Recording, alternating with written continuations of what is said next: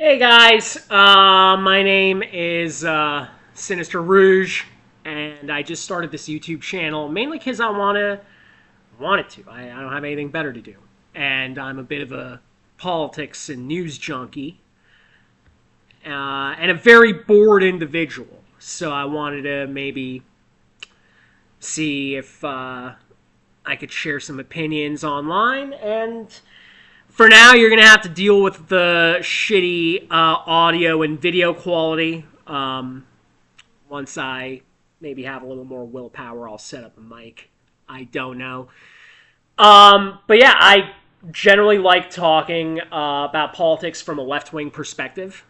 Um, I have, in the past, canvassed for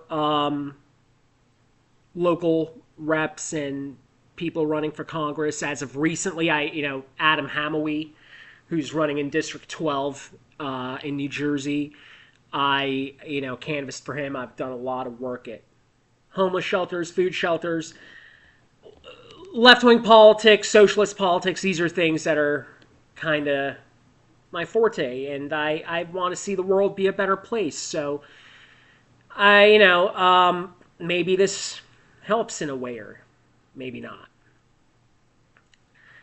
Today, I wanted to talk about the state of Maine, and specifically its Senate candidate, its embattled Senate candidate, I might say, Graham Platner.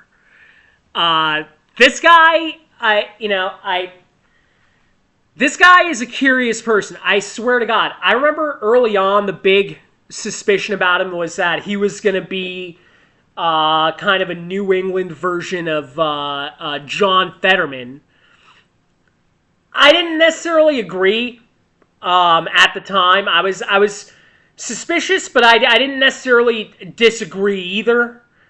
Graham Platner, I think for me, much like most people, became familiar with him through his ad about a year and a half ago where he's talking about being an oyster farmer and, being anti-war. And he started off, really hitting hard. I mean, he was anti-Israel from day one, And at the time, like, a lot of the left-wing populist candidates that seem to be, doing very well right now, like Zoran and Daria Liza, this was untested waters at the time. A year and a half ago, maybe 2 years ago, we didn't know whether straight up being pro-Palestine and anti-Israel would get you anywhere. Obviously it does, it clearly does. But yeah, Graham Platner came out and made a very strong impression from day one. He was a Bernie-crat. He, believes in stuff like Medicare for all. Basic left-wing, think like a woke, walk like a chud kind of guy. And in the beginning, I remember thinking, okay, like, he seems a little interesting. He has, like, a very pro-wrestler type voice. Looks like a real, like, kind of man's man. And, I can see this being very appealing in a place like Maine. So I thought he'd be good. I also am not a big fan of the Susan Collins and Janet Mills, and I remember thinking, yeah, Platner, it's probably a good deal.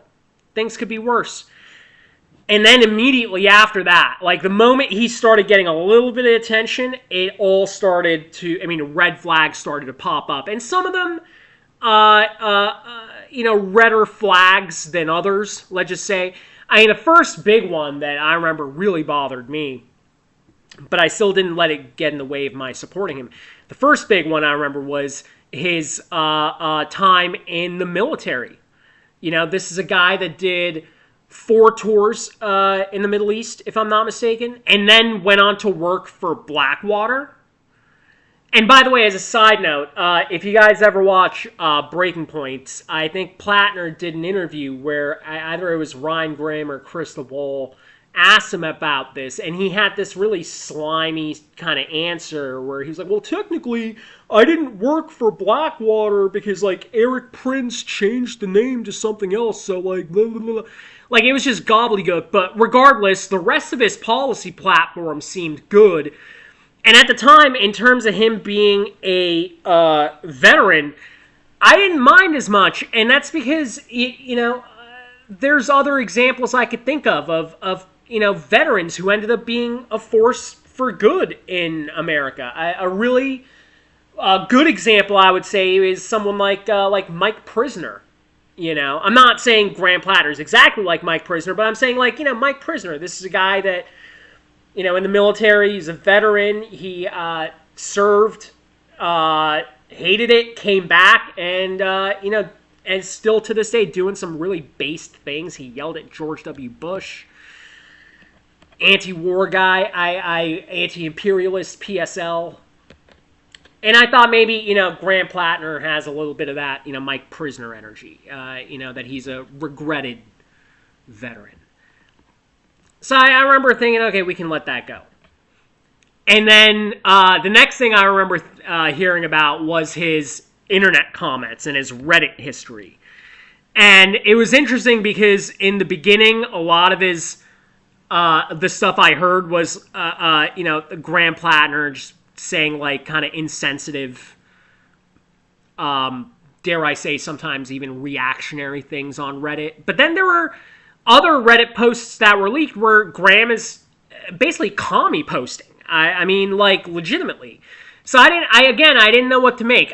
Should I judge a person on their internet comments from 2015?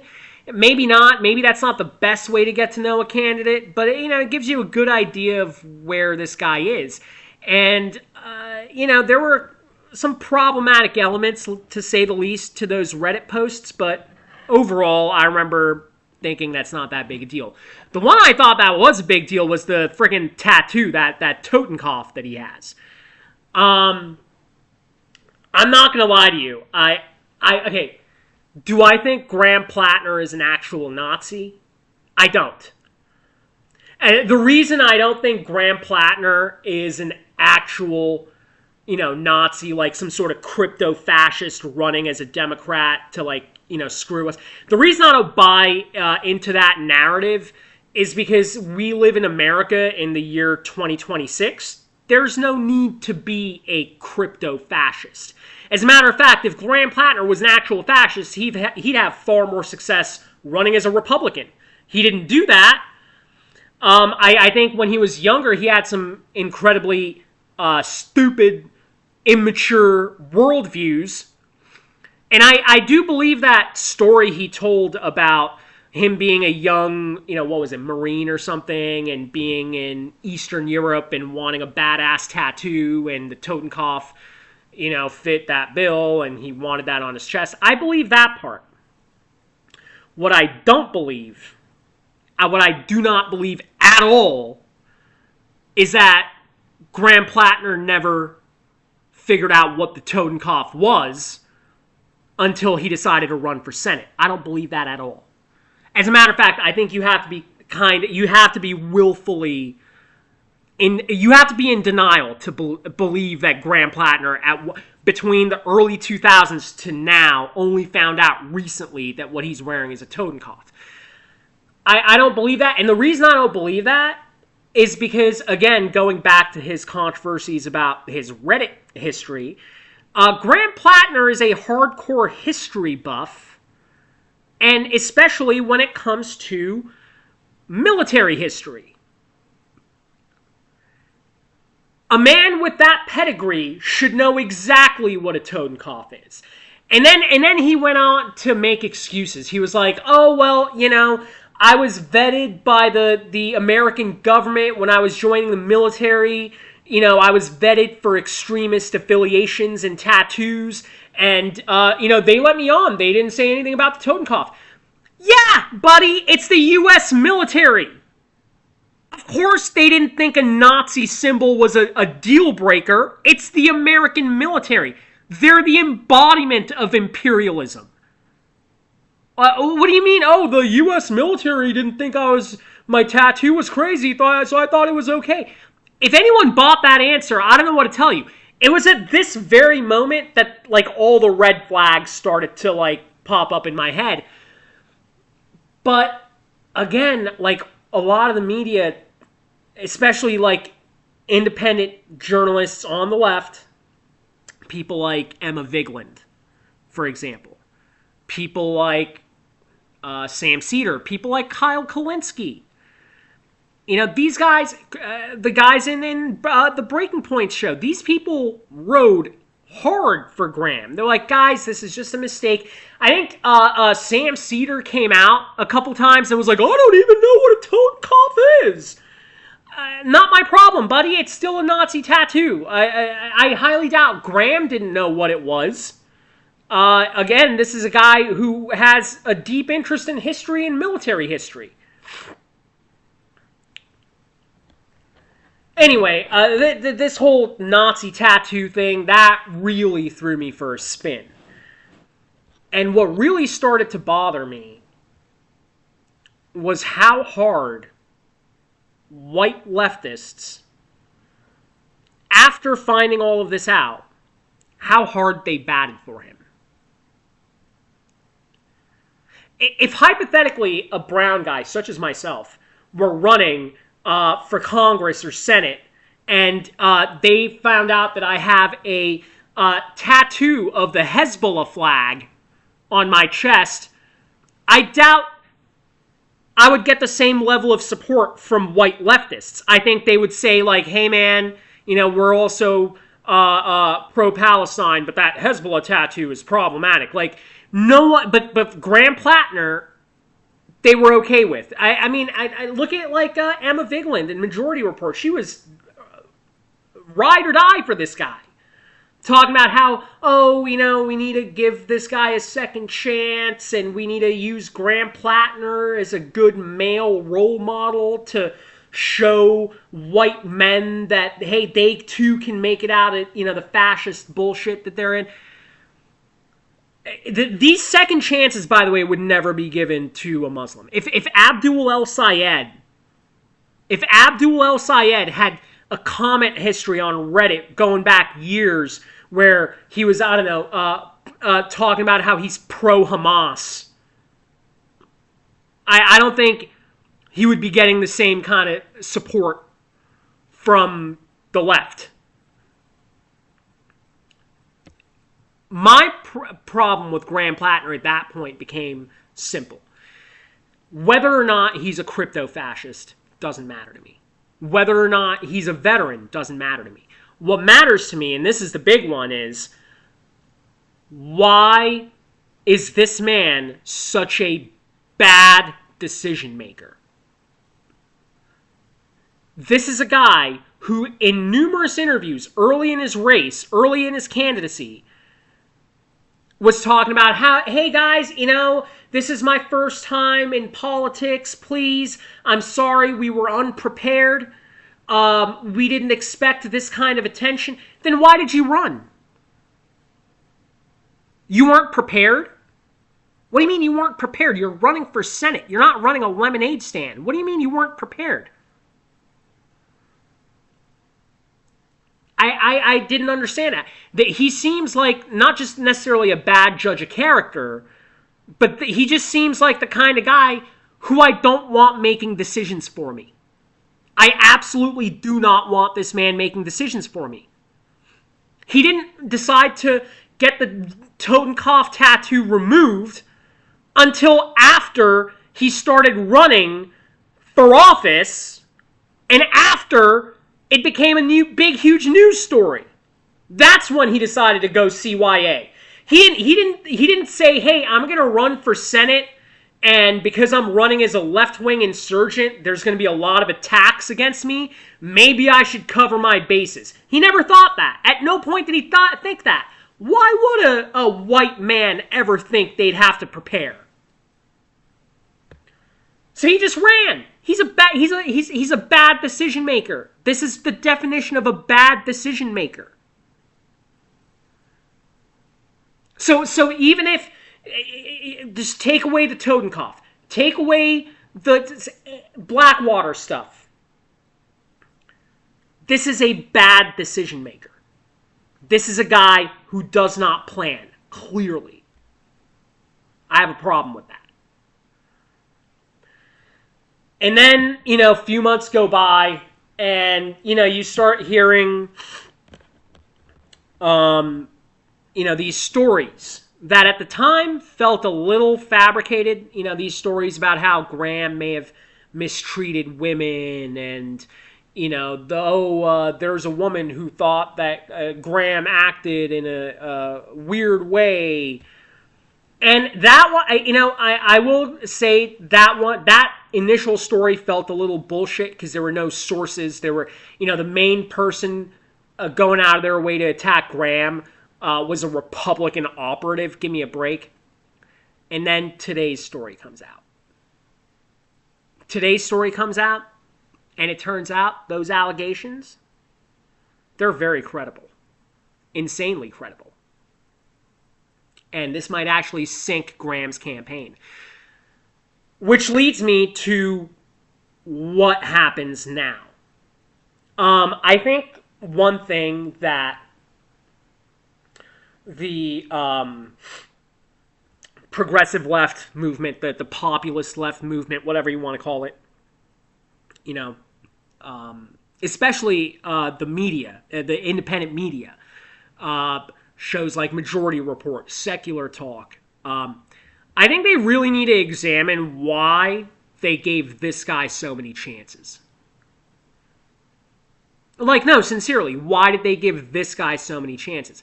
If hypothetically, Graham Platner had a fucking Star of David and an Israeli flag on his chest and said, guys, I'm a reformed Zionist, I highly doubt anyone would have given him the time of day. But a white guy comes out with a white supremacist tattoo with multiple tours in the Middle East and then works for a mercenary crew. I mean, how many chances is this guy going to get? I'm sorry, but this is ridiculous. Anyway, that's all I really have to say. I think ultimately Graham Platner is a terrible decision maker. I think he is a really, he's a messy guy. This is a guy who, frankly, I don't think should be in charge of a effing lemonade stand, let alone representing Maine in the Senate. And I know that the left-wing media sphere that I'm kind of calling out over here, I know they're going to say, oh, who could have seen this coming? Oh, man, we could have really blah, blah, blah, blah, blah, blah, blah, blah, blah. But they will still have to answer a very simple question, which is, why give this guy so many chances? Why sink all of this time? How many hours in left-wing media spaces did Graham Platner get? How many? I mean, the amount of times shows like Breaking Points and Majority Report sat around talking about and defending Graham Platner, they could have spent that time talking about, I don't know, Chris Rabb. They could have spent that time talking about the guy I just canvassed for, Adam Hamilton. But no, you look at the amount of time spent defending Graham Platner versus the amount of time spent paying attention to other politicians, it's not even close. They spent an insane level of time defending Graham Platner. I don't know why they felt the need to do that. But anyway, here we are. But as for the future, I hope everyone who watches this video, which I don't think is going to be very many, but whoever watches this video, go to FD Signifier's channel, because he has a great video on Graham Platner that really, I mean, it sums up what I'm trying to say in much more concise and better terms, and it's much less rambly. Anyway, Thanks for the time. I'd love to do more videos. Let me know what you think. Bye.